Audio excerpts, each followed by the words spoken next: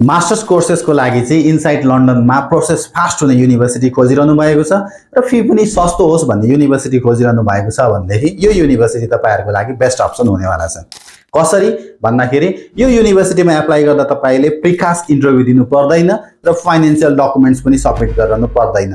Precast interview दिएर लाग्ने जुन टाइम थियो रिभ्यूको लागि त्यो टाइम सर्लक्कै बच्यो र फाइनान्शियल डकुमेन्ट सबमिट गरेर त्यो रिभ्यु हुन जुन टाइम लाग्थ्यो त्यो टाइम पनि सर्लक्क बच्ने भएको कारणले गर्दाखेरि तपाईको इन्ट्री रिक्वायरमेन्ट मिट भएर एकाडेमिक र आइएल्टिएस को इन्ट्री रिक्वायरमेन्ट मिट भएर यो युनिभर्सिटीमा एप्लाई गरेर तपाईले अफर लेटर पाइसकेपछि इनिशियल पेमेन्ट डिपोजिट गरिसकेपछि सिधै नै कास रिक्वेस्ट गर्न मिल्छ, जसले गर्दा चाहिँ तपाईको प्रोसेसलाई एकदमै छोटो बनाउँछ र छिटो प्रोसेसिङ हुन्छ।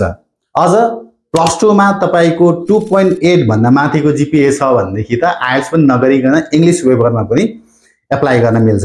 फी को कुरा गर्ने भनेदेखि म्यानेजमेन्ट कोर्सेसको लागि 17,600 र कम्प्युटिङ कोर्सेसको लागि चाहिँ 18,600 को फी छ र यसमा चाहिँ तपाईले 2000 को स्कलरशिप पनि पाउनुहुन्छ।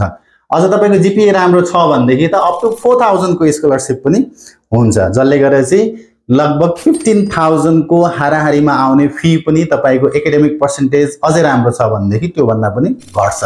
अप्लाई गर्नको लागि ब्याचलर्समा तपाईको मिनिमम पनि 50% को स्कोर चाहियो। 3 इयर्स अथवा 4 इयर्स को ब्याचलर्स दुवै एक्सेप्ट हुन्छ। अप्लाई गर्नको लागि हाम्रो अफिस भिजिट गर्न सक्नुहुन्छ अथवा डाइरेक्टली व्हाट्सएपमा कन्ट्याक्ट गर्न सक्नुहुन्छ। Lotus International Education Foundation